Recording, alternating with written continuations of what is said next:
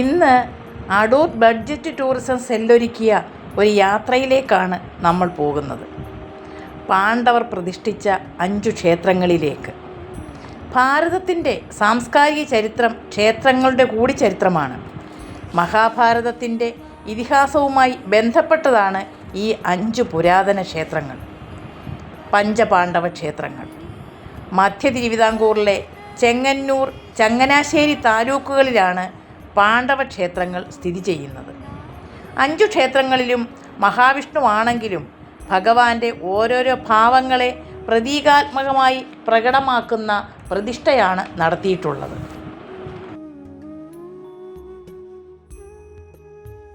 വനവാസകാലത്ത് പാണ്ഡവർ ചെങ്ങന്നൂരും പരിസരത്തുമായി വസിച്ചിരുന്നുവെന്നും അജ്ഞാതവാസം ആരംഭിക്കുന്നതിന് മുമ്പ് ഭൃഗുമഹർഷിയുടെ ഉപദേശപ്രകാരം പാണ്ഡവർ പൂജിച്ചിരുന്ന 5 വിഷ്ണു വിഗ്രഹങ്ങൾ 5 ഇടങ്ങളിലായി പ്രതിഷ്ഠിച്ചു എന്നതുമാണ് ഐതിഹ്യം. ദ്രോണാചാര്യരെ വധിച്ചതിന് പ്രായശ്ചിത്തമായി ഒന്നാമനായ യുധിഷ്ഠിരൻ ചെങ്ങന്നൂരിലെ മുളങ്കാവിൽ പ്രതിഷ്ഠിച്ച മഹാവിഷ്ണു ക്ഷേത്രമാണ് തൃച്ചിറ്റാറ്റ്.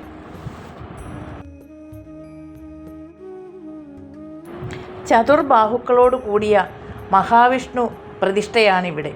ഇവിടെ ശീവേലിയില്ല, 5 പൂജകളുമില്ല, രാവിലെയും വൈകിട്ടുമുള്ള പൂജ മാത്രം. ഇമയവരപ്പൻ, ഇമയവരപ്പ പെരുമാൾ എന്നീ പേരുകളിലും ഇവിടെ അറിയപ്പെടുന്നുണ്ട്.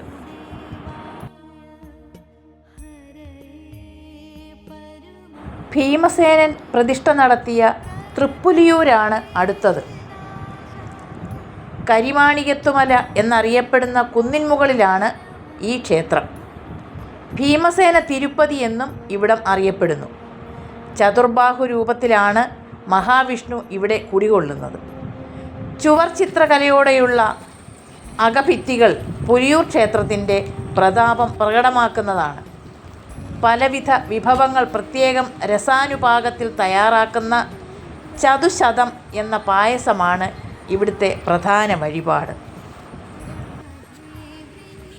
ഭീമൻ്റെ ഗദയായ മയദത്തം പ്രതിഷ്ഠയും ഇവിടെയുണ്ട്. കാവടിയാട്ടം നടത്തുന്ന ഏക വിഷ്ണുക്ഷേത്രം കൂടിയാണിത്.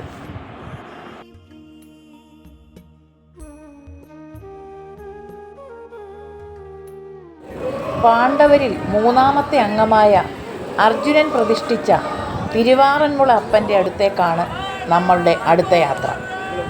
ഇവിടുത്തെ വള്ളസദ്യ വളരെ പ്രസിദ്ധമാണ്.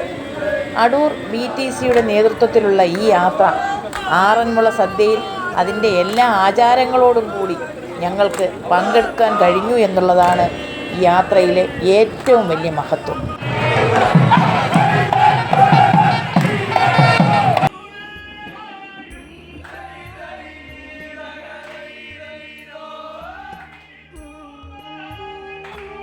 പാണ്ഡവരിൽ 4ാമനായ നകുലൻ്റെ തേവാരമൂർത്തിയായ മഹാവിഷ്ണുവാണ് തിരുവൻവണ്ടൂരിലെ പ്രതിഷ്ഠ. പാമ്പണയപ്പൻ തിരുപ്പതി എന്ന പേരിലും ഈ ക്ഷേത്രം അറിയപ്പെടുന്നു.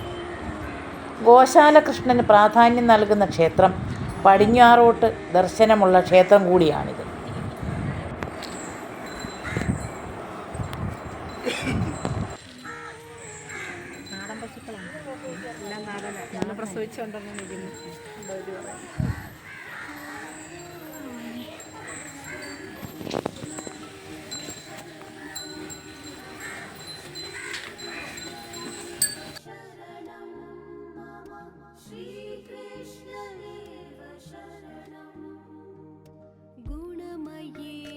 പഞ്ചപാണ്ഡവരിൽ ഇളയ സഹോദരനായ സഹദേവൻ ആരാധിച്ചിരുന്ന മഹാവിഷ്ണു വിഗ്രഹമാണ് തൃക്കൊടിത്താനത്തെ പ്രതിഷ്ഠ. കടിക എന്നാൽ വേദങ്ങൾ സംവാദത്തിലൂടെ പഠിക്കുന്ന ഇടമെന്നാണ് അർത്ഥം. തിരുകടിക സ്ഥാനമാണ് തൃക്കൊടിത്താനമായി മാറിയത്.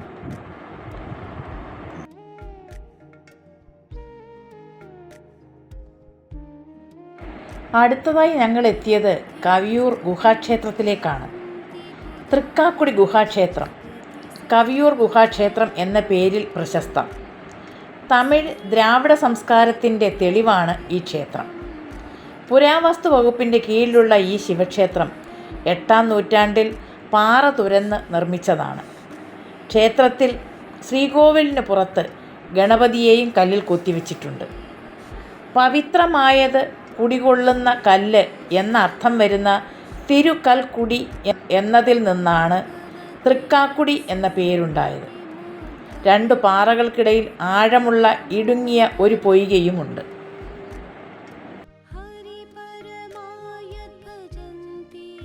ഇത്രയുമായപ്പോൾ പാണ്ഡവരുടെ മാതാവായ കുന്തിദേവിയെ ദർശിക്കാതെ പോകാനും നമുക്ക് കഴിയില്ലല്ലോ. പഞ്ചപാണ്ഡവരുടെ മാതാവായ കുന്തിദേവിയുടെ സങ്കല്പത്തിലുള്ള ദേവീപ്രതിഷ്ഠയുള്ള ക്ഷേത്രമാണ് മുതുകുളം പാണ്ഡവർകാവ്. ഈ ക്ഷേത്രത്തിൽ കൂടി ദർശനം നടത്തിയാലേ ഈ പുണ്യദർശനം പൂർണ്ണമാകും.